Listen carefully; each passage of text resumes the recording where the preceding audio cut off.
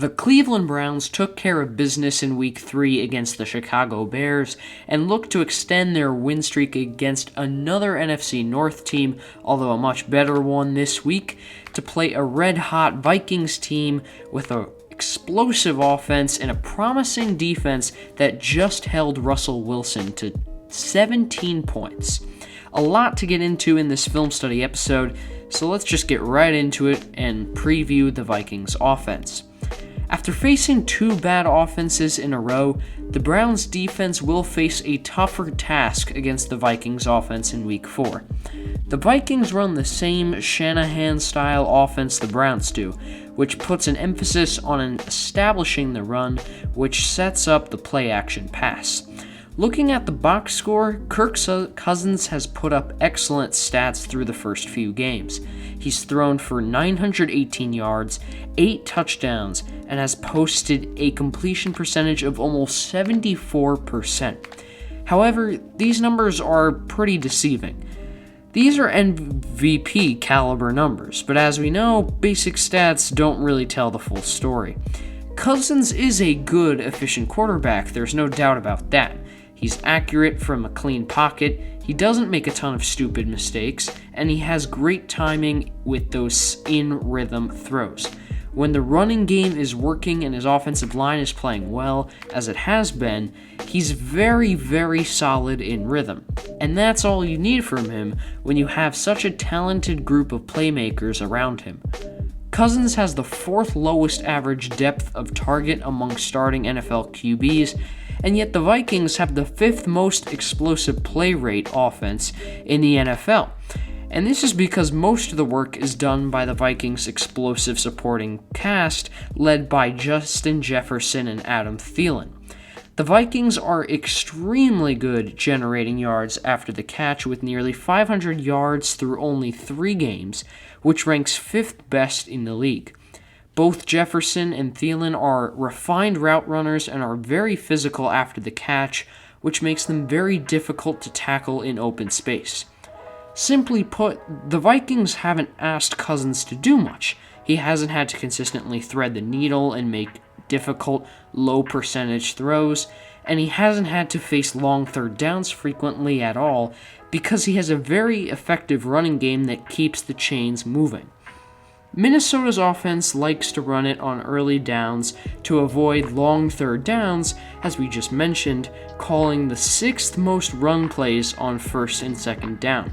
A punishing run game leads to the defense stacking the box to try to stop the run, which leads to high percentage throws to Jefferson and Thielen with one-on-one matchups since the defense would be keyed in on the run. It's a very difficult offense to stop because they just have so much talent at skill positions, which makes it a pick-your-poison type of deal when you play. Despite this, there is one main thing I'd prioritize if I was Joe Woods preparing for Sunday to stop this defense. The Browns' defense needs to shut down the run on early downs, which they are already well suited to do as the Browns are a top 5 defense against the run. Like I mentioned before, Kirk is excellent in rhythm and is more than capable of managing an offense on 1st and 10, 2nd and 7, and 2nd and 2, and even 3rd and 2. He can convert those high percentage, low risk type of downs. But when you start putting him in 3rd and long situations, it gets a little iffy. Cousins is very conservative in general, but on 3rd and 8 and longer, he has the 3rd lowest average depth of target. He will constantly throw short of the sticks because he just doesn't have that ability to manipulate pressure in the pocket and extend plays. The Bengals held the high-octane Vikings offense to 24 points, only 67 rushing yards on a very low 3 yards per carry, and held them to a woeful 37% conversion rate on 3rd down. They understood how to attack this offense, and they executed their game plan on game day. For example, on this 3rd and 15, the Vikings are running a dagger concept on the field side and a mesh concept to work underneath. The Bengals are running a variation of cover 3 robber, except they are bracketing the 2 underneath routes, which we'll talk about in a second. The dagger concept on the field side matches up well against a cover 3 call, since the seam route will clear out the post safety and the dig route should be open against the corner with outside leverage.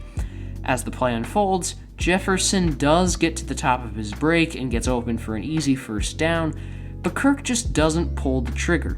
Instead, he checks it down to his tight end, who is immediately tackled because the Bengals were smart in their preparation and knew about Cousins' conservative tendencies, so they just played man coverage against his check down options.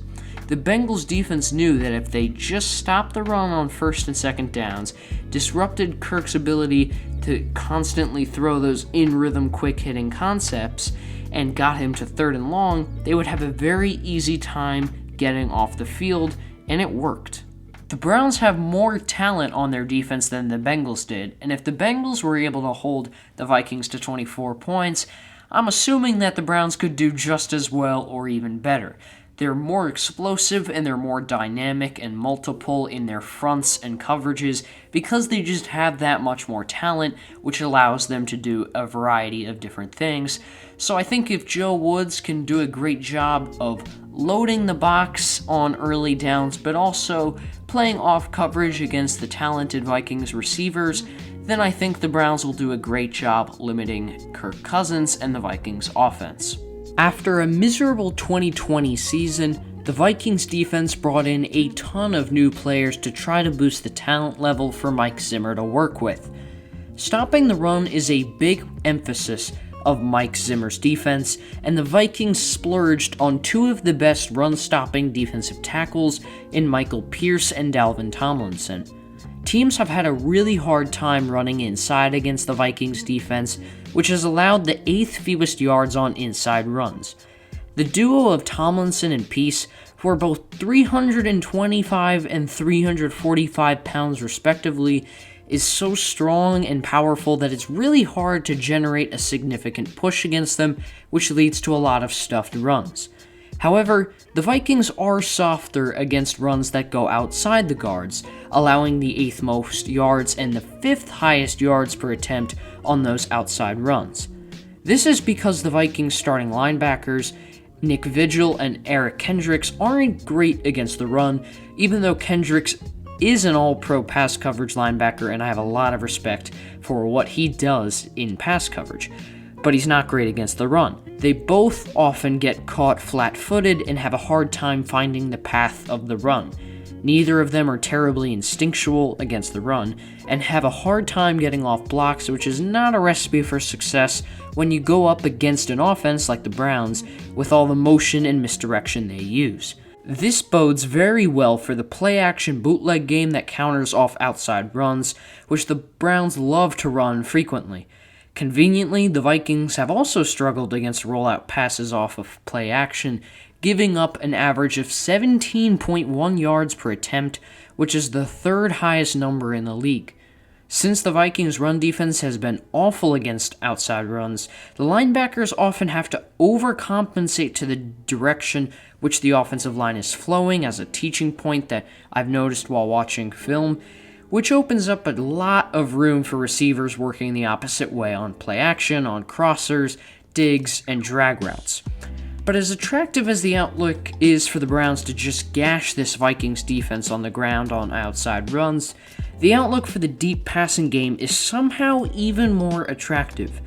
Minnesota's corners have allowed the 4th highest yards per coverage snap, highest passer rating at a stupidly high 157.9, which is just 1 point short of the highest passer rating you could possibly get, and the 2nd highest completion percentage as well when targeted in single coverage out wide.